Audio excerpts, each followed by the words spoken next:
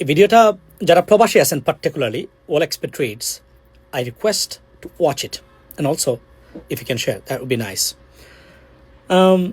এই ভিডিওটা আপনাদেরকে নিয়েই, এবং ভিডিওটা সরাসরি আমি যাকে অ্যাড্রেস করতেছি তিনি হচ্ছেন বর্তমান গণপ্রজাতন্ত্রী বাংলাদেশ সরকারের মাননীয় প্রধানমন্ত্রী জনাব তারেক রহমান সাহেবকে উদ্দেশ্য করে বা ওনাকে আপনার ডেজিগনেট করে।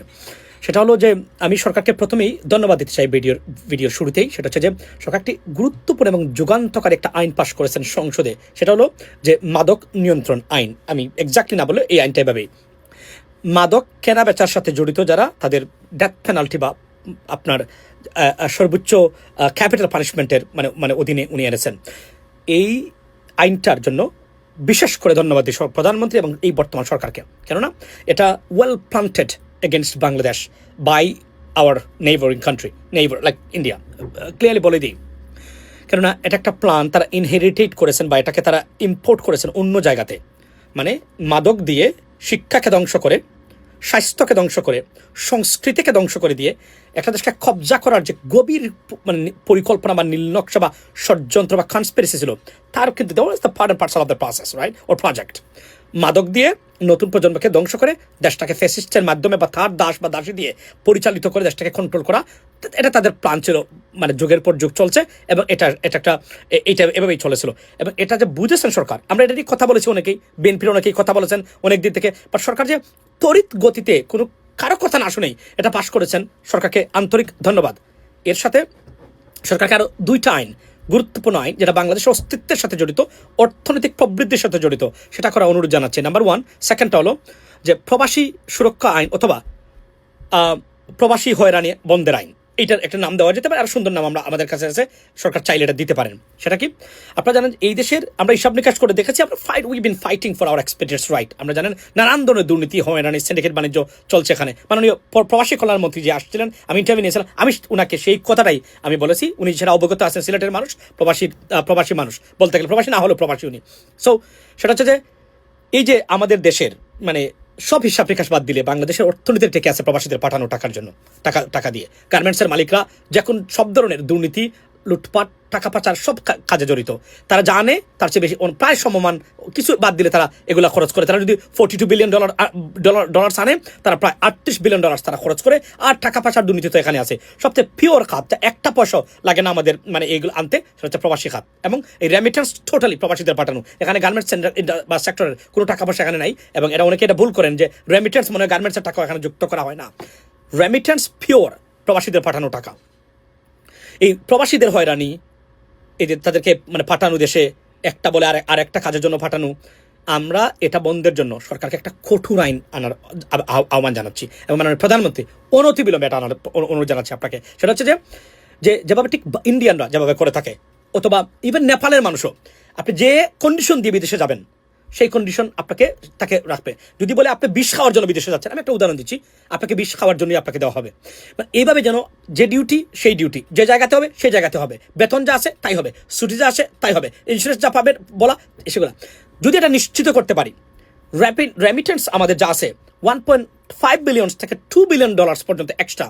এবং এই যে হয়রানি, পাসপোর্ট কেন্দ্রিক হয়রানি, জটিলতা থেকে শুরু করে সিন্ডিকেট বাণিজ্য, আমি নিজে দেখেছি। মাননীয় প্রধানমন্ত্রী আপনাকে বলি, আমি নিজে বিভিন্ন দেশে মানে মধ্যপ্রাচ্যের বিভিন্ন দেশে আমি কনসুলেটে ভিজিট করেছি। আমি এনকাউন্টার হয়েছে আমাদের অফিস তখনকার সময়ের বিভিন্ন দুর্নীতিগ্রস্ত মানে কর্মকর্তা এবং যারা আছেন কাজ করেন তাদের সাথে। আমার রেকর্ড আছে আমার কাছে, এগুলা নিজের চোখে দেখা কি পরিমাণ হয়রানি শিকার হয়, বাজে ব্যবহার তারা করেন প্রবাসীদের সাথে। এটা বন্ধের জন্য এবং এই যে পার্টিকুলারলি মানে বিদেশি শ্রমিক পাঠানো নামে, মানে মানুষ পাঠানোর নামে যে প্রতারণা, যেগুলা $1 জিনিস $5, যেখানে 54,000 টাকা খরচ হয় সেখানে 5 লক্ষ 7 লক্ষ টাকা পর্যন্ত উঠে, কারা করে, কেন করে, এগুলা বন্ধে একটা কঠোর আইন প্রবাসীদের জন্য। সারা বাংলাদেশের প্রবাসীরা আপনার নাম লিখে রাখবে তাদের মানে হৃদয়, এবং তার গড়ে গড়ে আপনার ছবি তারা টাঙ্গাইয়ে রাখবে। তারা কি পরিমাণ হয়রানি শিকার, সেটা দল মত নির্বিশেষে।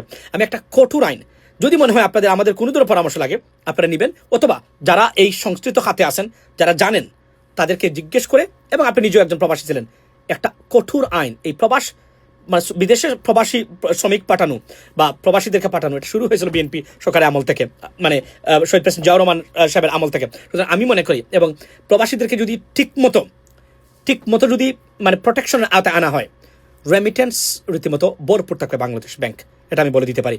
আর অনেক আলোচনা আছে এই বিষয়ে, তবে এই সংক্ষিপ্ত শর্ট ভিডিওতে আমি অনুরোধ জানাচ্ছি একটা প্রবাসী সুরক্ষা আইন, প্রবাসী প্রোটেকশন আইন, হোয়াটএভার, এক্সপেডিয়েন্স প্রোটেকশন আইন, যে কোনো একটা নাম দিয়ে সর্বোচ্চভাবে যেন একটা আইন করে এই খাতটাকে অনতিবিলম্বে মানে রক্ষা করা হয়, তাহলে বাংলাদেশের অন্ততকে অস্তিত্বের জায়গাটা ঠিক থাকুক। কেননা যদি আমরা দেখি বিশ্বের বিভিন্ন ধরনের যে সমস্যা সৃষ্টি হয়েছে নানান খাতে, গার্মেন্টস ইন্ডাস্ট্রি ব্যাপক ক্ষতির বা সম্মুখীন পড়তে পারে যে কোনো সময়, কম্পিটিটিভ মার্কেট এই জায়গাতে, কিন্তু একটা খাত টাকা ডলার খরচ, একটা ডলার খরচ না করে হাজার হাজার ডলার আনতে পারে, তার নাম হচ্ছে প্রবাসীরা। সো আমি অনুরোধ করবো সরকারকে একটা গুরুত্বপূর্ণ কঠিন আইন এবং সিন্ডিকেট বাণিজ্যটাকে একদম তছনছ করে দিয়ে যেন প্রবাসীদের জীবন সুন্দর, সার্থক, সফল এবং শান্তিময় হয়, সেটা করার জন্য তা বাংলাদেশকে অন্য লেভেলে নিয়ে যেতে পারে, বাংলাদেশের অর্থনীতি, বাংলাদেশের প্রবৃদ্ধি বা বাংলাদেশের উন্নতি।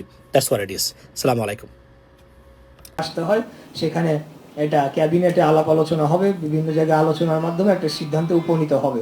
তবে আমি যখন এই আমাদের মাননীয় প্রধানমন্ত্রীর এই মনোভাবটি বুঝতে পারলাম এবং আপনাদের নেতৃবৃন্দের সাথেও যখন আমি যোগাযোগ করলাম, তাদের সব কিছুর একটা মিশ্রণে আমার মনে হয়েছে যে আমাদেরকে এই কওমি মাদ্রাসার যে অবদান, বিশেষ করে সেটাকে আলাদাভাবে আমাদেরকে সংরক্ষণ করতে হবে, এটার স্মৃতিটা, এবং সেটাকে আলাদা মর্যাদা দিতে হবে, এবং সেটার জন্য একটা বড় ধরনের প্রোগ্রাম করা প্রয়োজন। এবং সেখানে আমাদের মাননীয় প্রধানমন্ত্রীকে আমি দাবি জানিয়ে এসেছি তিনি যাতে উপস্থিত থাকেন। আমি এর পরবর্তীকালে আপনারা জানেন যে দেশে বন্যার পরিস্থিতির উদ্ভব হয় এবং নানা ধরনের রাজনৈতিক বিষয় থাকে, তো সেই কারণে আমরা যখন যেই দিনটিতে এই প্রোগ্রামটি করতে চেয়েছিলাম সেই দিনে করা সম্ভব হয় নাই। সেখানে আপনার আবহাওয়ার উপরে তো আমাদের নিয়ন্ত্রণ নাই, সেটাকে আমাদের অবশ্যই প্রথম প্রায়োরিটি দিতে হবে যখন রাষ্ট্র পরিচালনার দায়িত্বে যে কোনো সরকারি থাকুক না কেন। তো এখন যেহেতু পরিস্থিতি কিছুটা উন্নতির দিকে যাচ্ছে, আমি আগামী 2-1 দিনের মধ্যেই আমাদের মাননীয় প্রধানমন্ত্রীর সাথে সুনির্দিষ্টভাবে এই বিষয়ে আমি কথা বলবো। কথা বলে আপনাদের যে পয়েন্টগুলো আপনাদের যৌক্তিক পয়েন্টগুলা, সেগুলো ওনার সামনে তুলে ধরবো এবং আপনাদের দাবিটি যেটি রয়েছে 19 তারিখকে কওমি মাদ্রাসা রেজিস্ট্যান্স ডে হিসেবে ঘোষণা করা হোক, সেই দাবিটা ওনার কাছে উপস্থাপন করব।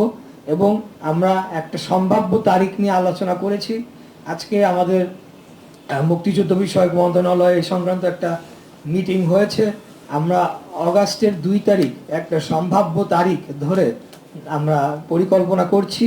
তবে যেহেতু আমরা মাননীয় প্রধানমন্ত্রীর উপস্থিতি চাচ্ছি সকলেই, এবং আমরা এখানে আরো কিছু আমাদের প্রোগ্রাম রয়েছে মন্ত্রণালয়ের পক্ষ থেকে, এবং আমরা চাই যে মন্ত্রণালয়, মুক্তিযুদ্ধ বিষয়ক মন্ত্রণালয়ের অধীনে